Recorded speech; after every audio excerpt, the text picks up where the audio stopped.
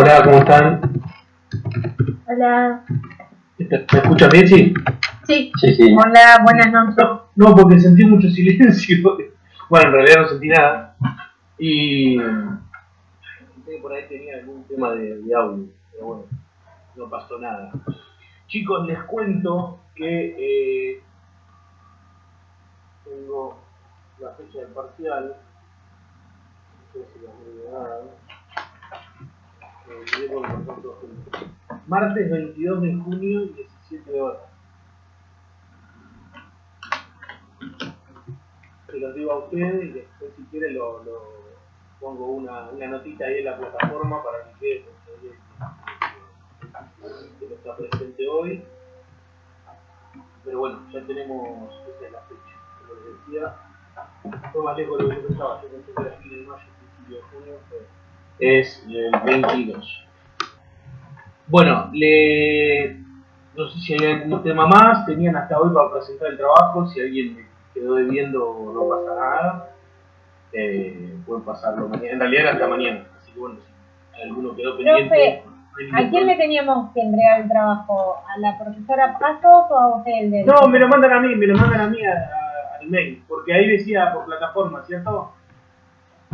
Te lo mandaron a Cecilia, no pasa nada. Lo mandé al privado, profesor. No pasa nada. A mí me llegan por los del mail y los del privado. Si se lo mandaron a Cecilia, tampoco hay ningún problema, ella me lo reenvía. Y después yo se lo tengo que pasar a ella para corregir, pero para que no haya superposiciones y eso. No hay ningún inconveniente. Por cualquier vía que lo hagan va a estar correcto. Después si quieren arrancamos para a partir de la próxima que sea solamente a mi correo electrónico, así lo mandan en un archivo, ya sea PDF o Word, pero no hay ningún problema. Mientras que llegue, nosotros ahora con Cecilia lo vamos a corregir a los dos, a Platón y Aristóteles, antes de pasarle el de San Agustín, que seguramente sea el próximo. Y bueno, en términos generales, los prácticos no van a tener una nota, los vamos a ver, si están correctos, van a quedar ya por presentados y aprobados, y cuando ahora hagamos la corrección, si alguno lo está debiendo, lo vamos a reclamar, y si alguien tiene algo que puntualmente esté mal, le vamos a informar para que lo corrija, para que no le quede mal el material para preparar el cursado y el parcial. Bueno, más allá de eso, vamos a pasar al tema de hoy. Voy a volver un poquito hacia atrás con el tema del poder para enganchar el tema y que no quede tan colgado. Profe, Sí. perdón que corte, pero de las unidades sobre el examen, ¿se habló algo? No, pero se lo vamos a pasar más sobre la fecha. Ya les digo, va a entrar todo lo que lleguemos a dar, con excepción quizá de lo que demos la última semana para no superponerle ya lo que vienen estudiando, para no agregar un tema más a último momento. Pero va a ser todo lo que demos. Lo que lleguemos a dar de acuerdo a la fecha. Por supuesto, 15, 20 días antes lo vamos a volver a charlar, programa en mano, con nosotros, conmigo o con Cecilia, vamos a ver bien cuáles son los temas. Yo les voy a avisar los temas de los míos, cuáles entran, y Cecilia lo mismo. Pero bueno, no podemos saber hasta tanto no sepamos cómo avanzamos con la materia. Creo que no va a haber mucho feriado, pero bueno, vamos a ver hasta dónde llegamos. Hay temas que por ahí, por la extensión, hay que darlos en dos clases, o eso se compagina la estructura que tenemos de los papeles. ¿Alguna consulta más? Tema parcial, después más adelante lo volvemos a conversar. Por supuesto, yo le diré mis temas y Cecilia lo de ella. Bien, vamos a hablar, les decía, un poquito del poder, porque es un tema que está relacionado con esto, y vamos a volver un poquito más atrás. Ustedes se acuerdan que política, y tanto la política como el poder eran dos temas que estaban íntimamente relacionados. De hecho, el poder era uno de los temas esenciales de la política. Sin poder no hay política, no hay relación política. Hay una relación de mando y obediencia que es necesario en toda actividad política y constitutivo de ella. Tanto en el sentido amplio que hablábamos del sentido formal, que es aquel que busque un concurso humano para aplicarle y para que cumplan con su voluntad, alguna organización que ni siquiera requiere ser permanente, ya hay poder y ya hay política. Pero bueno, nosotros vamos a hablar, por supuesto, del aspecto restringido, el sentido material restringido de la política, que va a ser el que vemos siempre, que está relacionado con el Estado. Entonces nosotros vamos a llamar poder político aquel poder que va a ejercer el que ocupa los cargos de gobierno. En ese poder nos vamos a centrar. Si ustedes se acuerdan, creo que lo habíamos nombrado por arriba, el poder tiene tres manifestaciones. El poder estatal, que es aquel que ejerce desde arriba hacia abajo, aquel que ocupa los cargos de gobierno. Este se llama poder estatal. Después está el poder político no estatal, que es el que se da internamente en los grupos. Primero doy el ejemplo para que lo entiendan mejor. Es las relaciones que se dan dentro de, por ejemplo, los partidos políticos. O sea, grupos que tienen la finalidad de proporcionar y de lograr el acceso a los cargos de gobierno. Ese es el poder político no estatal. Y un tercero, también lo habíamos nombrado, es la influencia, que es el poder ejercido desde abajo hacia arriba, desde aquellos que no ocupan los lugares de gobierno hacia aquellos que sí lo ocupan. A esto vamos a llamarle influencia. Por supuesto que la influencia es una relación de poder, pero nosotros puntualmente le vamos a llamar influencia a el poder que es ejercido desde los que no ocupan los lugares de gobierno hacia quienes lo ocupan. Ese es el tema puntual que vamos a ver hoy. La influencia, grupos de presión y factores de poder.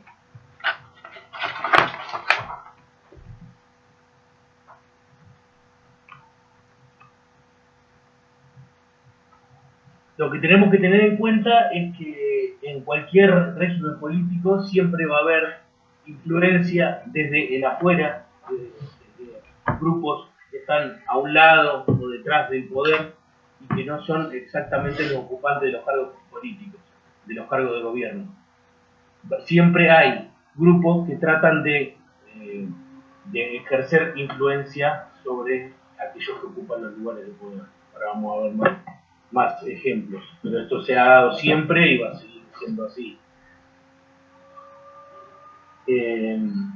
Entonces, nosotros vamos a hacer una pequeña clasificación que para que no se pierdan, les voy a compartir pantalla con un cuadrito que vamos a ver si funciona porque es de Google.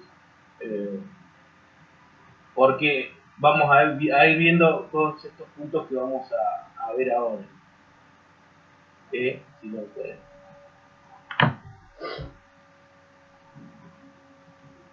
Puede fallar.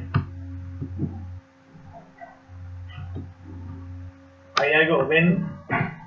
Se ve la carpeta que tiene punto de presión.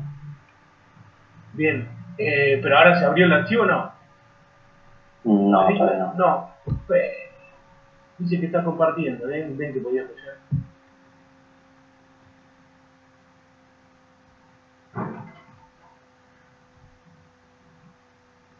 ¿Ahí tampoco? No. Yo pensé que íbamos a tener nuevos recursos, pero y ahora de este modo lo hace. No importa, no pasa nada, pero para que se ubiquen un poquito mejor. Voy a dejar de compartir y vamos a ver. Bueno, fallé. Este cuadro ahora después se lo voy a pasar, pero es para ir dando los temas y para que no se vayan perdiendo. Entonces, nosotros tenemos el poder político estatal, que es aquel de quienes ocupan los cargos de gobierno.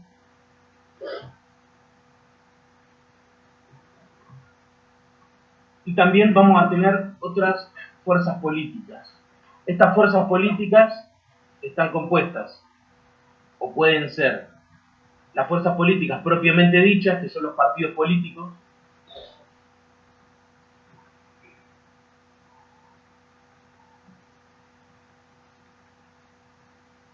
y también dentro de estas fuerzas políticas vamos a tener los factores de poder.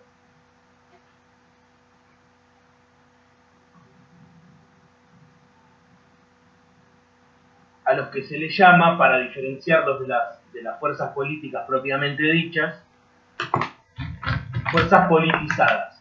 ¿Por qué? Porque en principio su esencia no es la de ser fuerzas políticas, ni la de participar en la actividad política, sino que se politizan al intentar influir sobre el poder político estatal.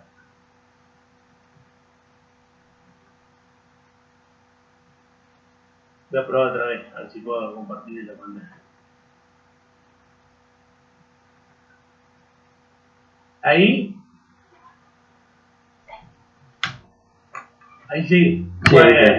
Así. No, yo claro, elegí la carpeta en lugar de elegir el archivo.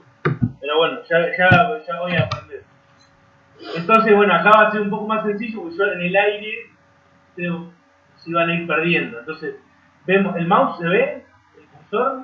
Perdón. Sí, sí, sí. Ah, bien. Entonces, bueno, nosotros tenemos el poder político, que es este.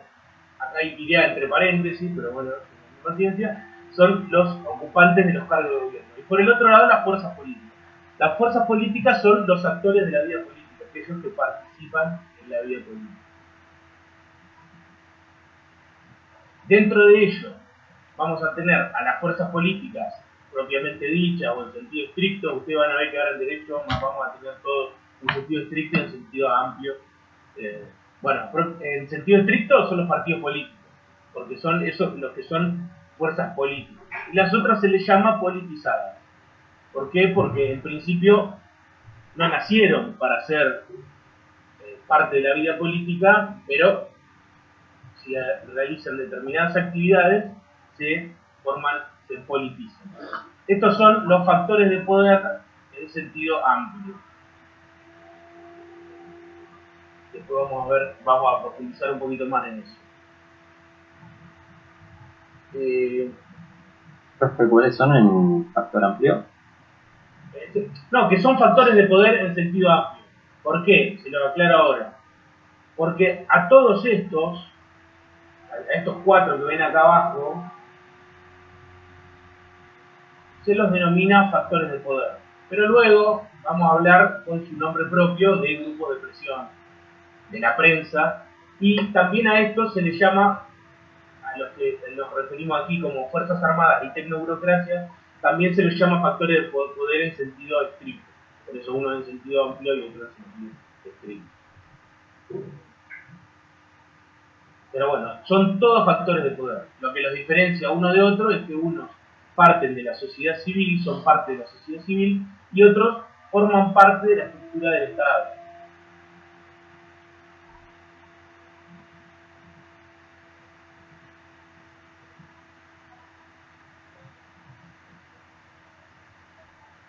Ahora, nos vamos a salir de este cuadro. Perdón que mire para arriba, pero es que tengo el cuadro ahí. Nos vamos a salir de este cuadro y vamos a empezar hablando de los grupos de interés.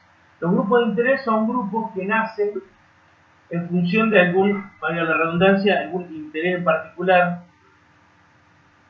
para la defensa de estos. Es decir, en toda la sociedad vamos a ver que hay organizaciones, pueden ser ONG, centros culturales, organizaciones, sindicatos, todo eso lo vamos a ir incluyendo dentro de estos grupos. Pero bueno, cualquier órgano que se forme en torno a intereses particulares, para defender esos intereses particulares, es decir, no de la generalidad, sino de los particulares. Por ejemplo, en el caso nuestro, el Colegio de Abogados. En el caso de los trabajadores agropecuarios, un sindicato. En el caso de los empresarios y los industriales, ¿cómo se llama? La Unión Industrial Argentina, por ejemplo. En el caso de la Iglesia Católica, la Iglesia Católica. Vamos a ver que todos estos son grupos de interés. No está dentro del cuadro porque aún no están politizados.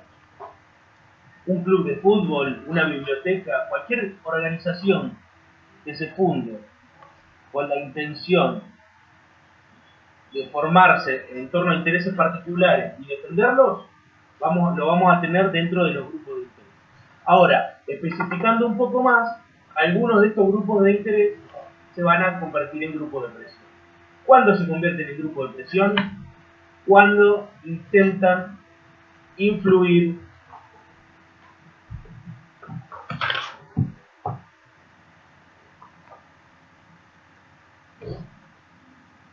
o sea, además de defender sus propios intereses y cuidarlos, buscan influir sobre el poder político. Vemos que es el que está acá arriba, que es el que está compuesto por los ocupantes de los cargos de gobierno. Una vez que intentan influir y modificar las conductas, es decir, ejercer su influencia para obtener alguna ventaja, alguna ley, alguna medida por parte del poder político, a partir de ahí pasan a ser grupos de presión.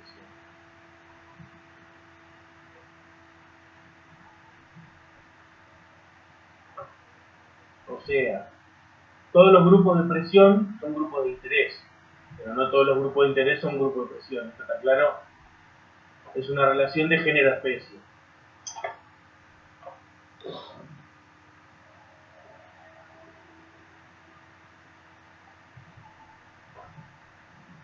Hay algunos grupos que siempre son grupos de presión, por ejemplo, los sindicatos, que justamente la función que tienen es ejercer presión, ejercer influencia para obtener ventaja.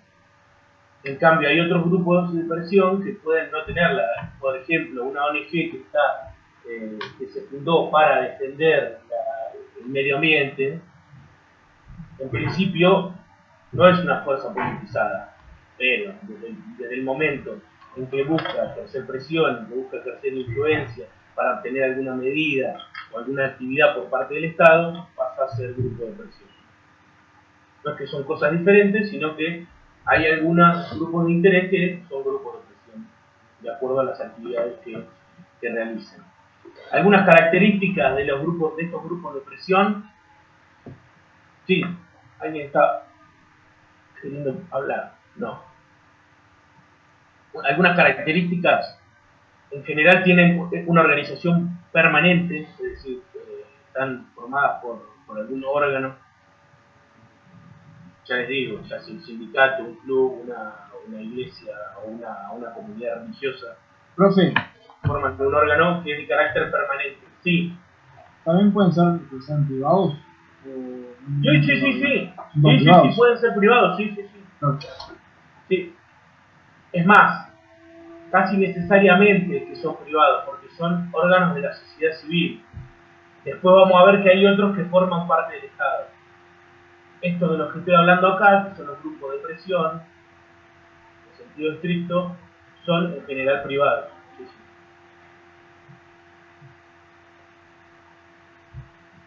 Decíamos, algunas características. En general tienen una organización permanente, de lo que nosotros podíamos llamar actividad política en el sentido material amplio. Es una organización permanente que ejerce, pero en sentido estricto no son políticas, sino que son politizadas. Otro elemento, sus integrantes en principio no son integrantes de los cargos de gobierno, por eso justamente buscan influir en ellos.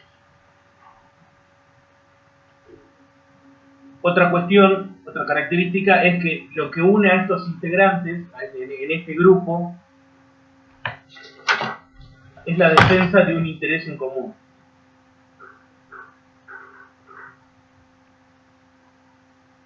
Que es un interés particular. ¿Por qué? Porque no es el interés general, el interés que busca el Estado, de toda la comunidad. Es el interés particular. El interés de un sindicato será obtener para sus trabajadores las mejores condiciones de trabajo y de remuneración. El interés de alguna organización empresaria, por ejemplo, como les decía, la Unión Industrial Argentina o alguna organización específica de pymes, buscan defender sus intereses en común, que son intereses particulares, son los intereses del empresario pyme o de los trabajadores de la carne o de los creyentes de la Iglesia Católica. Son intereses que son particulares, no porque sean de uno, sino porque no son de la comunidad general. Y estos grupos de presión se convierten en fuerzas políticas, es decir, se politizan. realizan una acción buscando ejercer influencia en la adopción de las decisiones políticas por parte del poder político.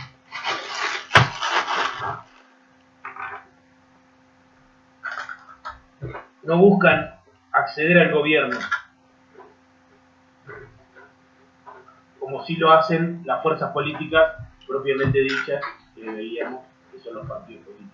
Ellos no buscan acceder al gobierno. Solo ¿Puede buscan... repetir de nuevo, profe? Sí, Se politizan realizan una acción buscando...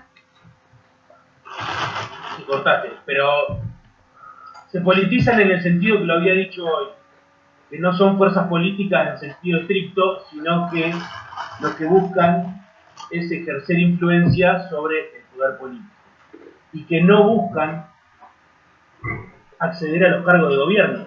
Justamente la finalidad que tienen es influir sobre los que están en el gobierno, no tienen la intención de acceder a los cargos de gobierno.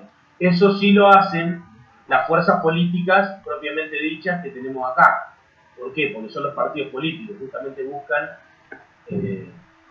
acceder a través de, en nuestro caso, las elecciones, o acceder a los cargos de gobierno. Siempre esto piénsenlo a cualquier nivel estatal, municipal, provincial o nacional. Después tenemos una clasificación de los distintos grupos de presión, que hay un montón. Ustedes si leen Fight van a ver que hay un montón, pero bueno, solamente yo les voy a nombrar, no hace falta que anoten tampoco. La más importante, que es la que está en función del interés que buscan defender. Entonces, hay algunos grupos de presión que tienen un interés relacionado con la actividad económica, es decir, organizaciones empresarias, obreras o profesionales. Ya les dije, colegio de abogados, colegio de arquitectos, de cualquier profesión liberal, organizaciones sindicales y organizaciones empresarias. Esto buscan más que nada una finalidad de tipo económico.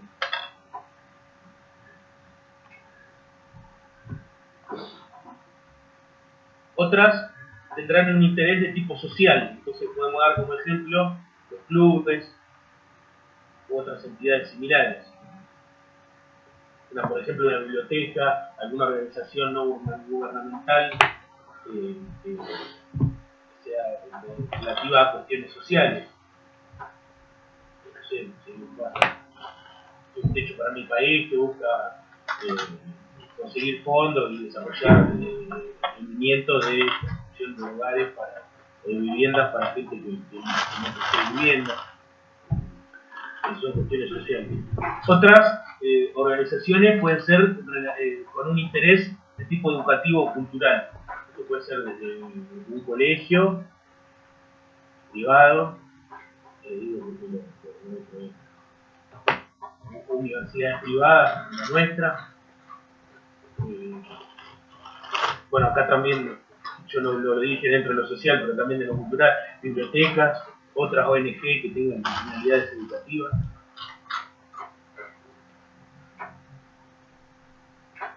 Otras pueden ser relacionadas con la actividad religiosa, tanto la Iglesia Católica como cualquier culto general.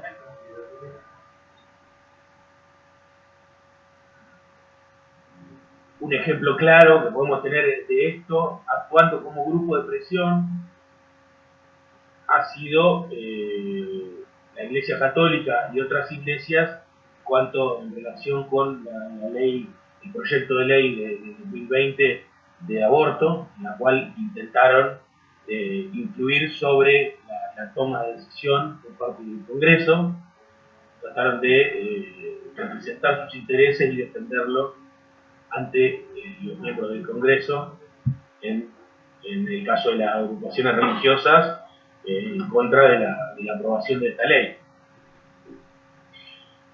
Y también actividades relacionadas con la actividad política, que son ateneos, organizaciones cívicas que se encargan, o clubes, hay clubes que son específicos, hay uno que se llama el Club Político Argentino, que justamente se dedican y se unen para representar intereses de tipo político.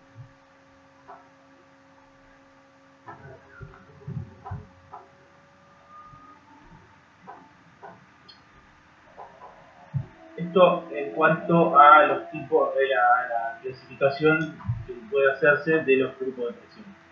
El doctor Feit, esto surge de López, Feit habla de dos tipos de grupos de presión. En realidad le llama a uno le llama grupo de presión y a otro le llama grupos de tensión.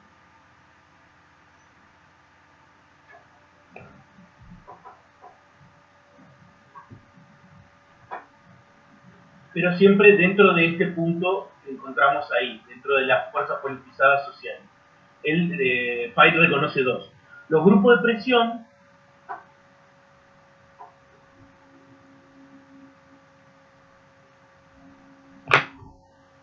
Feit dice que son grupos que intentan mantener una situación de privilegio o una cuestión o defender alguna cuestión de tipo económico.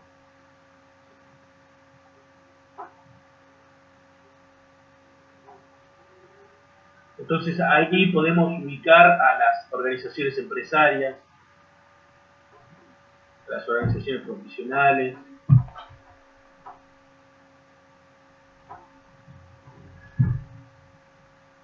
¿Y qué dice? Dice que ellos buscan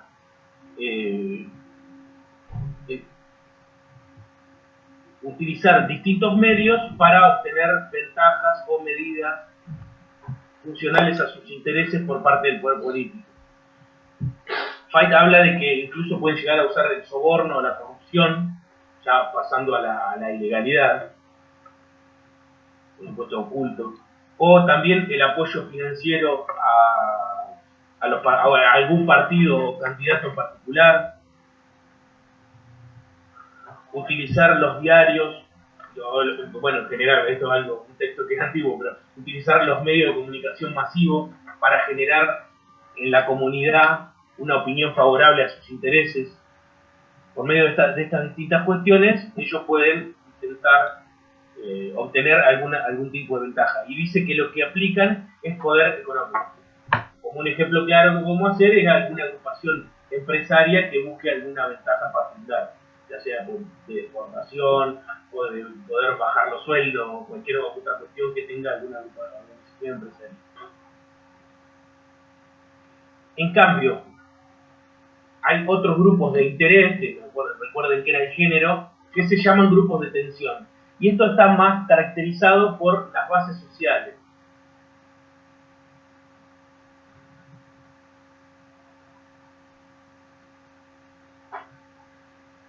Y en busca de alguna seguridad material, se colocan al margen de la legalidad. ¿En qué sentido? Porque ustedes me podrán decir, los grupos de presión que nombró Feit anteriormente también decía que podían recurrir a la coacción o al soborno, a la corrupción. Bueno, esto dentro de los marcos de algo que es oculto.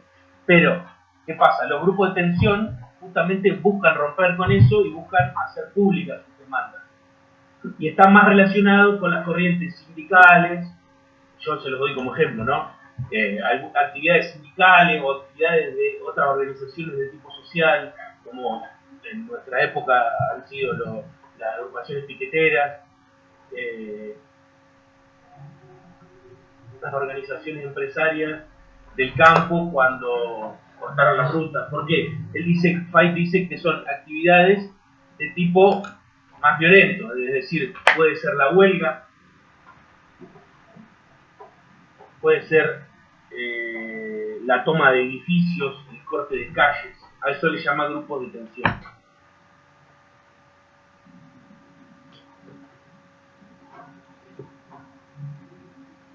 Y dice que estos no tratan de conservar sus privilegios, como los grupos de presión que nombra antes, sino que justamente buscan mejorar sus condiciones de vida y enfrentar al poder político y obtener alguna ventaja y obtener la solidaridad del resto de la comunidad. Esto quería aclararlo porque si alguno lo lee Feit va a encontrarse con eso. Dentro de los grupos de interés va a encontrar dos. Los grupos de presión y los grupos de tensión. Si leen a López, va a hablar solamente del grupo de presión y va a incluir a todos.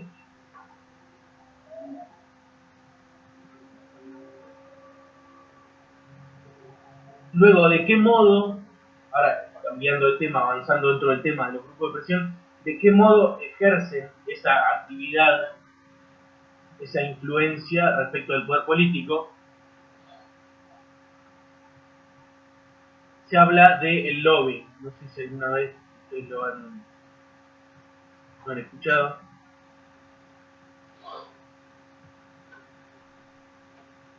Entonces la vía, la forma, un vocablo en inglés, la vía de ejercer presión o de obtener alguna ventaja respecto del poder político. Esto tiene origen en el derecho anglosajón, en principio en Inglaterra, y lobbying es el verbo, pero el lobby es la sala, la antesala del Parlamento inglés. Ese era el nombre, como estaba bien el lobby de un hotel, es la antesala, el hall central de entrada de cualquier edificio grande.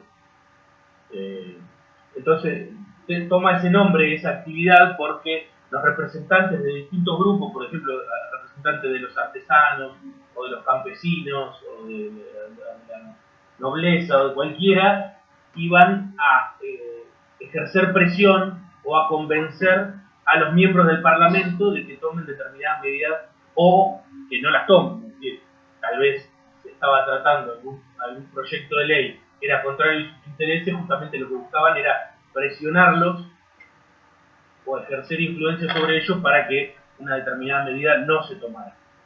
Bueno, luego eso pasó del Parlamento inglés, pasó a Norteamérica, y en Norteamérica, perdón, no, me expresé mal, en Estados Unidos, no en Norteamérica en general. En Estados Unidos también, bueno, tomó el mismo nombre de lobbying, y en principio era una actividad que estaba prohibida, pero luego, como era una conducta que se daba en la realidad, se trató de regularlo. Y en el año 46, luego de la Segunda Guerra Mundial, se estableció bueno, vamos a decir en castellano, la regulación federal del acto de lobbying, o algo así.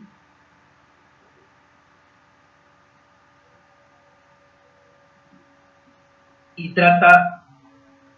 se refiere a aquellas personas que por sí o por interpósita persona, porque lo que se acostumbraba en Estados Unidos es que hubiera personas que se dedicaban exclusivamente a hacer lobby. Entonces venía un determinado grupo empresario, una determinada empresa o cualquier grupo de estos de presión y los contrata, porque son profesionales del lobbying, para ejercer influencia o convencer o apretar, antes en el pasado era más una actividad de tipo de apriete, sobre los ocupantes del poder político, en este caso los legisladores. En nuestro país, en principio, consideramos que esa actividad se encuentra prohibida, pero no específicamente y no en todos sus grados, sino que lo que hay es pequeñas regulaciones. Entonces lo que se prohíbe es el tráfico de influencias. Es un delito, está previsto por supuesto en el Código Civil, los artículos 256 bis y 258, y dice escuchen, en esto consiste este delito, en el cual puede entrar algunas actividades del lobby. Dice el 256 bis del Código Penal, dice: el que por sí o por interpósita persona solicitare, recibiere dinero o cualquier otra dádiva o aceptare una promesa directa o indirecta para hacer valer indebidamente su influencia ante un funcionario público a fin de que éste haga, retarde o deje de hacer algo relativo a su función. Lo que se pena acá es el tráfico de influencia, no el ejercicio de la influencia.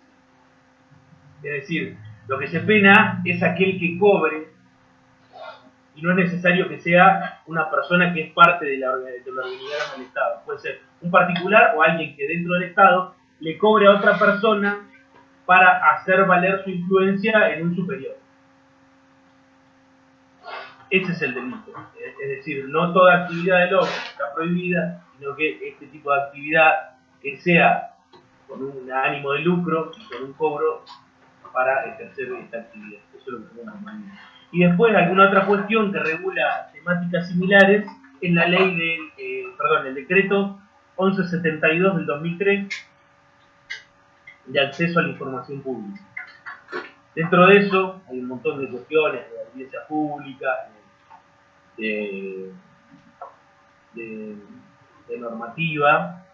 Puntualmente lo que nos interesa es de la publicidad de la gestión de intereses. Es uno de los puntos que trata este decreto. Y lo que obliga es que a los funcionarios del Poder Ejecutivo Nacional, es específico para el Poder Ejecutivo, o sea que no tampoco regularía cuestiones del Poder Legislativo, del Poder Judicial, solamente en el ámbito del Poder Ejecutivo.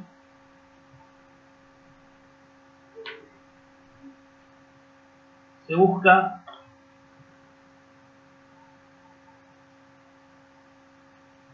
que tengan un régimen y un control de las audiencias que toman estos funcionarios.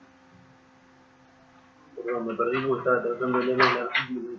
Habla de toda actividad en modalidad de audiencia por parte de personas físicas o jurídicas, por sí o en representación de terceros, con o sin fines de lucro. Es decir, puede ir algún representante del grupo de presión, un empresario, algún sindicalista, o puede contratar a un tercero, en el caso de que lo haga, que se dedique justamente a hacer lobby, cuyo objeto consiste en influir en el ejercicio de cualquiera de las funciones y o decisiones de los organismos, entidades, empresas, sociedades, dependencias o cualquier otro ente que funcione bajo jurisdicción del Poder Ejecutivo Nacional. Entonces vemos que es bien restringido, es solamente lo obliga a llevar un control y un registro de la solicitud de audiencia, es decir, quién vino y pidió la audiencia, quién, en qué fecha, hora, lugar y participantes consistió la audiencia, con qué objeto, cuál es la temática que trataron, una síntesis del contenido de la audiencia, justamente esto, relacionado con el objeto, y documentación que se entregue en la reunión, alguna otra cuestión. Es decir, solamente lo que está regulado es eso. Si viene algún representante de un grupo de presión y tiene una reunión con un funcionario puntual del Poder Ejecutivo, tiene que quedar una constancia y un registro de esta audiencia. Ahora, no restringe nada respecto del Poder Legislativo, nada respecto del Poder Judicial y nada respecto de cualquier reunión que pueda llegar a tener el funcionario en su casa, en un bar. Solamente está restringiendo y regulando la actividad que tenga el funcionario del Poder Ejecutivo en su despacho. Y bueno, como ejemplo, presidente, vicepresidente, todos estos están obligados a llevar esta agenda de audiencia. El jefe de gabinete, los ministros, los secretarios, los subsecretarios. Todos los funcionarios políticos dentro de la estructura del Poder Ejecutivo. Esto en cuanto a la regulación jurídica de este tipo de actividad, de los grupos de presión en nuestro país. ¿Cuál es el sentido? Ahora volvamos a los términos generales. ¿Qué es lo que busca? ¿De qué modo se manifiesta el lobbying? Hay un intento de influir en la elaboración, trámite o sanción de proyectos legislativos, con lo cual en la ley esta de acceso a la información es una actividad que quedaría por fuera de la regulación del decreto. O también puede ser el intento de influir en el programa y la plataforma electoral de los partidos políticos. Esto también vimos hoy que los grupos de presión pueden hacerlo a través del financiamiento de la campaña. Es decir, yo pongo un dinero para financiar tu campaña política, vos te comprometes a llevar al Congreso un determinado proyecto o a no llevarlo.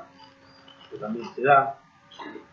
Otro punto es intento de influir en la nominación y elección de candidatos para ocupar cargos de gobierno, es decir, trato de algún representante de este grupo de presión que pueda ser elegido, por ejemplo, como ministro o como candidato a un cargo de legislador. Y bueno, también intentos de influir en el proceso de formación de la opinión pública. Es lo que decíamos, recurrir, Paez lo hablaba, en el caso de los grupos de presión, recurrir a los medios de comunicación para justificar sus pretensiones y lograr, al tiempo que se busca presionar al gobierno, también crear un ánimo en la población de que mis reclamos son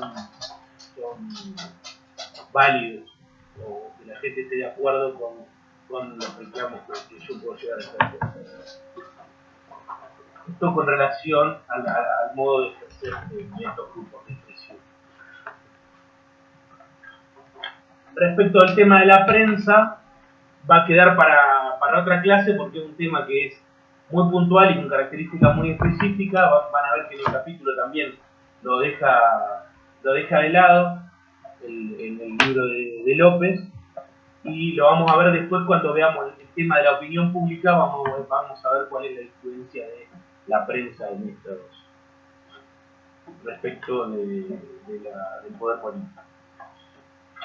Y vamos a pasar entonces ahora a las Fuerzas Armadas, vamos a lo general, que son los factores de poder, específicamente estos. Ya vimos que los otros también son factores de poder, pero a estos puntualmente también se les llama, en sentido estricto, factores de poder.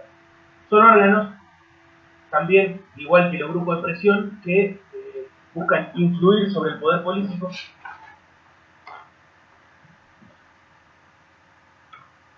Y también, en principio, podemos ver que hubo excepciones muy importantes, en principio no buscan acceder al poder político, sino que buscan influir desde dentro del Estado sobre el poder político.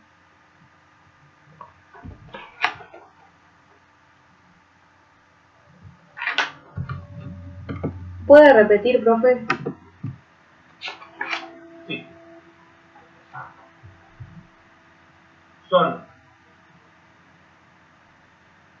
grupos. Igual no lo copien esto, porque seguramente lo va a definir mejor Fay o López, pero son grupos que están politizados. ¿Por qué? Porque esencialmente su actividad, tanto la burocracia estatal como las Fuerzas Armadas, su actividad no es política, forman parte de la estructura del Estado, pero no tienen poder político y no ejercen un poder de tipo político, simplemente son órganos del Estado. Entonces son actividades politizadas. ¿Cuándo se politizan? Cuando buscan influir sobre el poder político para tomar determinadas medidas o no tomarlas. Y en principio no buscan acceder al poder político.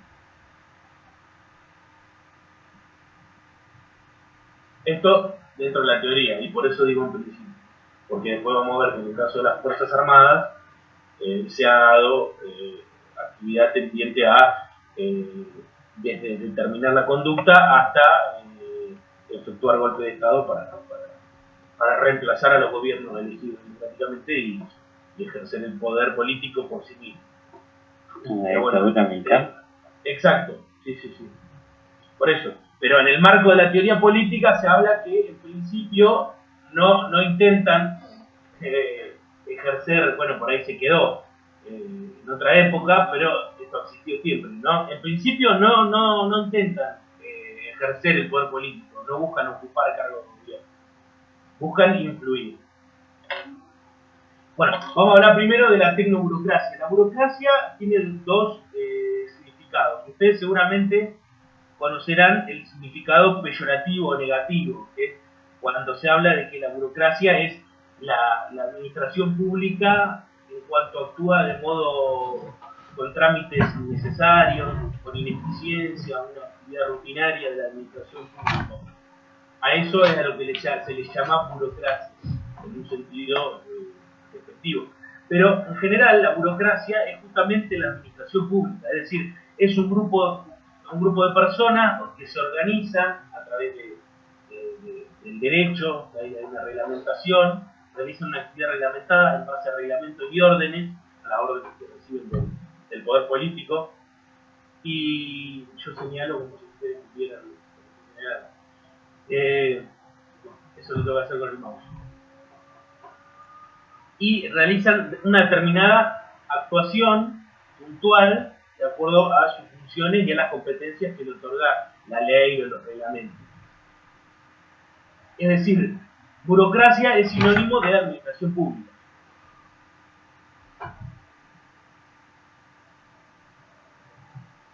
No necesariamente es lo malo, aunque es el término más corriente. Cuando se habla de burocracia es cuando es un trámite largo, extenso, inútil o alguna cuestión, se habla de crítica a la burocracia.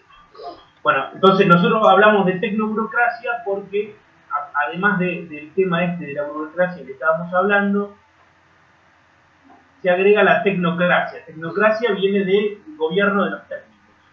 Y es una cuestión que se ha ido ocurriendo en los últimos 50 años en los estados, en las cuales determinadas actividades del Estado, es decir, no es que hay un gobierno de los técnicos, aunque el nombre quiera decir eso, sino que empiezan a ocupar lugares dentro de la administración pública técnicos. No son políticos, no son personas que ganaron una elección o fueron elegidos por eso, sino que son técnicos que tal vez incluso se mantienen aunque pase un gobierno de un color político u otro. Entonces, ¿qué es lo que plantea López en esto? Que esta tecnoburocracia también de algún modo busca influir, por ejemplo, se da mucho, es muy común que se hable de tecnócratas cuando se habla de los aspectos económicos, en los bancos o en el Ministerio de Economía.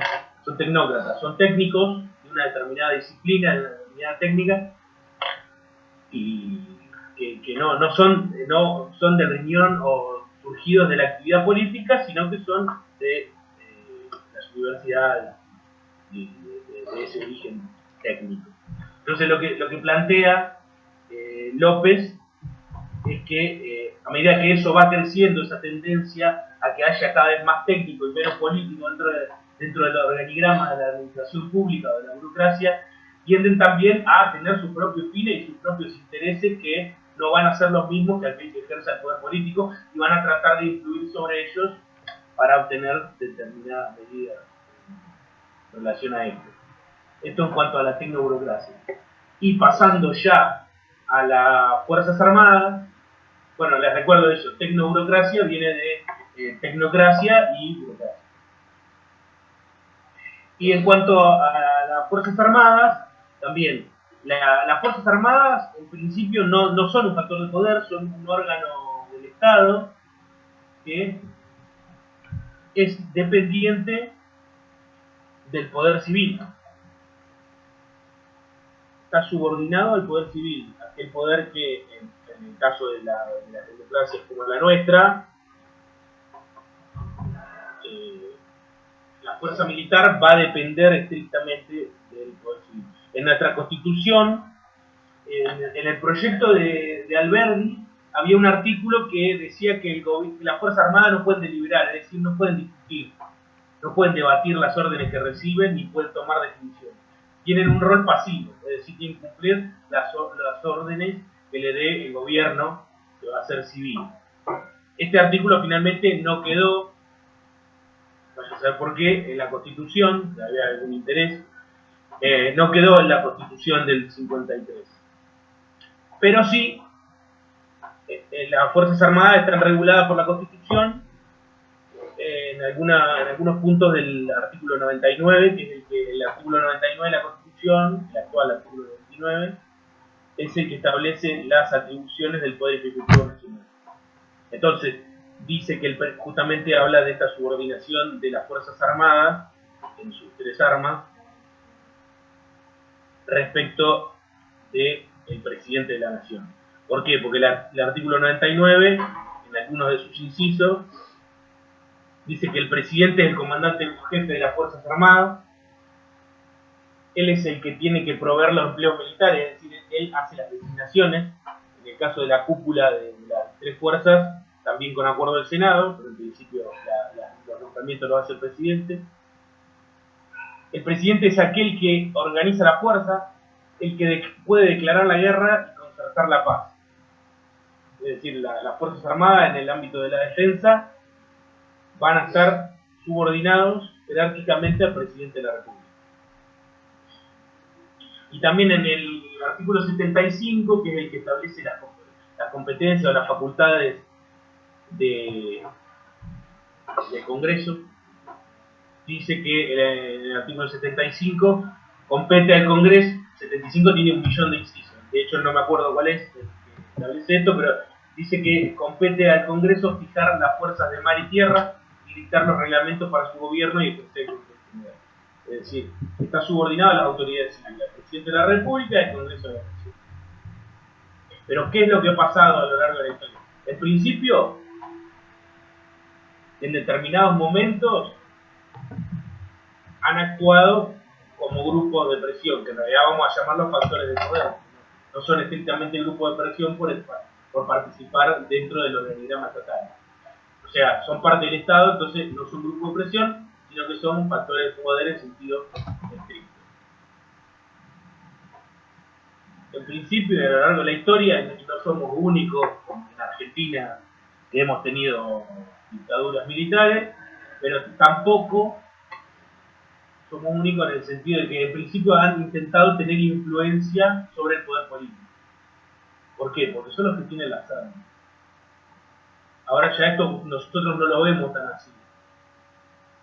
Nosotros creo que todos nos hemos criado, nacido en democracia, o por lo menos hemos vivido gran parte de nuestra vida en democracia, y esto no lo vemos así. Pero hasta el año 89 hubo planteos militares en los cuales las Fuerzas Armadas actuaron como factor de poder, buscando, en principio de 89, hubo alzamientos para obtener determinadas leyes por parte del poder político.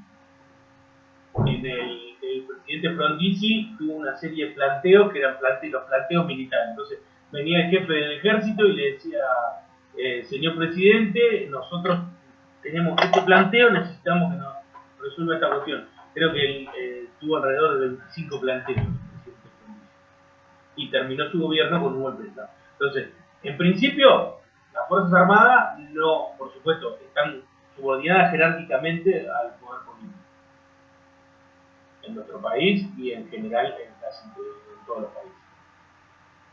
Pero ha habido casos y muy importantes de, primero, tratar de influir, de presionar y de tener influencia sobre el poder político. Y se ha llegado al extremo en países en vías de desarrollo, en gran medida, ya sean países de Latinoamérica, de Asia o de África, que de hecho todavía existe.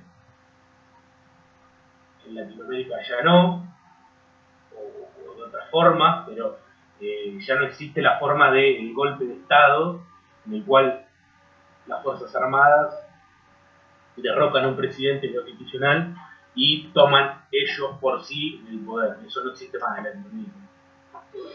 Y creo que no va a existir, pero bueno, uno nunca sabe cómo transcurre la historia. Ha existido a lo largo de toda la historia y creo que ya no existe más, que hay un acuerdo democrático de las principales fuerzas en su momento. Parte de la reforma del 94 estableció el artículo 36, que está en la parte de los nuevos derechos y garantías. Estableció, esto es 94, recuerden, post última dictadura, hubo varias dictaduras, estuvo la dictadura del 30, golpes de Estado con continuación de una dictadura. En el 30 hubo una dictadura en el 43, hubo una dictadura en el 55, y luego en el 66 y en el 76, fueron 5 los golpes de Estado. Y hubo uno más que fue el que derrocó a Frondizi, que en realidad, por eso digo que no se convirtió en una dictadura de tipo militar, porque las Fuerzas Armadas derrocan al presidente, pero continúa en el poder el presidente del Senado. Entonces se mantiene cuanto menos las autoridades civiles. El artículo 36 y posterior a todos estos golpes de Estado, y posterior a distintos alzamientos militares que hubo durante la década del 80, luego de la última dictadura, al gobierno de Alfonsín tuvo una serie de levantamientos militares. Entonces el acuerdo de las fuerzas políticas de su momento, que eran mayoritarias, que eran el peronismo y el radicalismo, a través del Pacto de Olivos se llega a un acuerdo de realizar la reforma en el año 94, y una de las cuestiones que se plantea es esto: nunca más actuación de las Fuerzas Armadas como poder político, ni desde el lado de la influencia, ni desde el lado de ocupar y derrocar el gobierno. Entonces el artículo 36 dice, esta constitución, disculpen,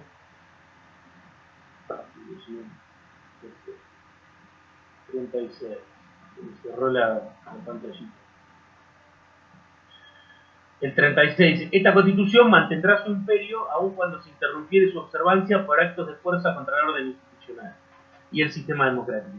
Estos actos serán insanablemente nulos. Sus actores serán pasibles autores de la sanción prevista en el artículo 29 de la traición a la patria, inhabilitados a perpetuidad por ocupar cargos públicos y excluidos de los beneficios del indulto y la conmutación de pena. Es decir, ustedes ahora en constitucional lo van a ver, o el año que viene, hay dos figuras que se pueden ejercer a partir de la Constitución, que es el indulto y la conmutación de pena. Aquellos que hayan ocupado cargos públicos